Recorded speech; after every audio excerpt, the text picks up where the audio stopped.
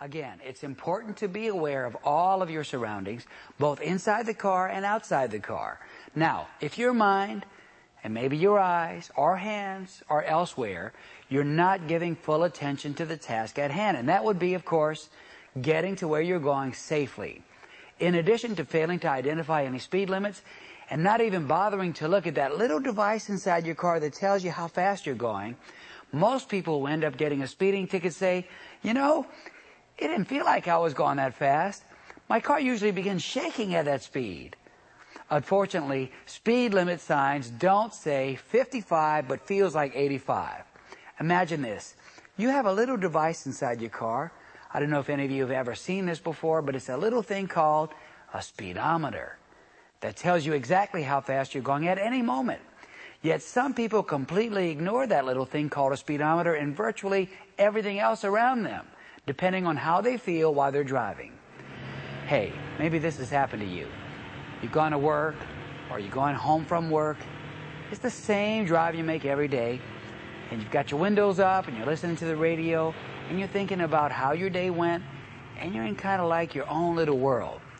And then you get to where you're going, you say to yourself, hey, how did I get here? You know, there's some time missing from my life, and I just can't account for all of it.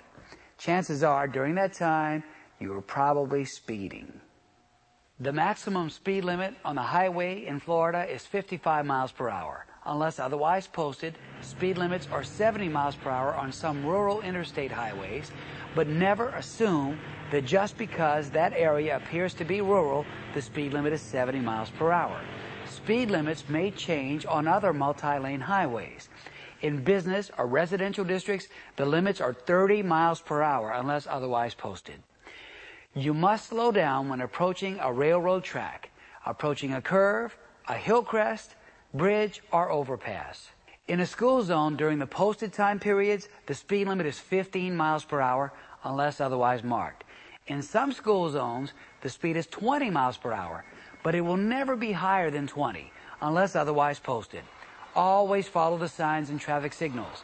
The speed limit will be enforced 30 minutes before, during, and 30 minutes after children arrive at or leave a regularly scheduled school session or breakfast program. Fines are doubled if you're speeding in a school zone or construction zone, and for good reason.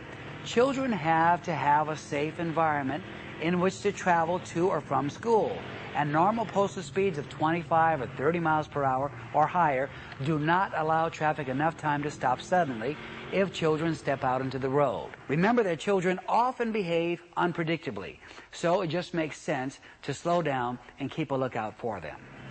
In construction zones, you should slow down and obey the posted speed limits. Construction zones create hazardous situations. People are often working on the roadway close to the traffic, and it's likely that heavy equipment will also be operating near or on the road. There could be some stirred up dirt or oil or diesel fuel on the road, sinkholes, concrete barricades, all sorts of things. So it's important in construction zones that you obey the warning signs and speed limits and slow down to avoid any mishaps. In general, if you're not sure about your surroundings or what the actual speed limit is, slow down until you're more certain of the speed limit or how well you can handle the situation. You know what I've come up with after helping so many drivers in my classes? There are two basic reasons that people violate traffic laws. They're either not paying attention or they're in a hurry to get someplace. Sometimes, though, it's a combination of both those things. At one time or another, you may have sped because you were in a hurry.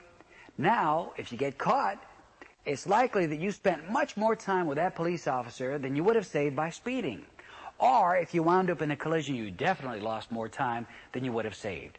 The same is true for running stop signs, red lights, and other violations in the interest of some perceived time savings. It's really just not worth it. Speed also has a great deal to do with stopping distance and the force of impact on you and your vehicle. Just take a minute to consider how much harder you would hit a wall while running full speed than if you simply turned and walked into the wall. Hey, here, let me demonstrate.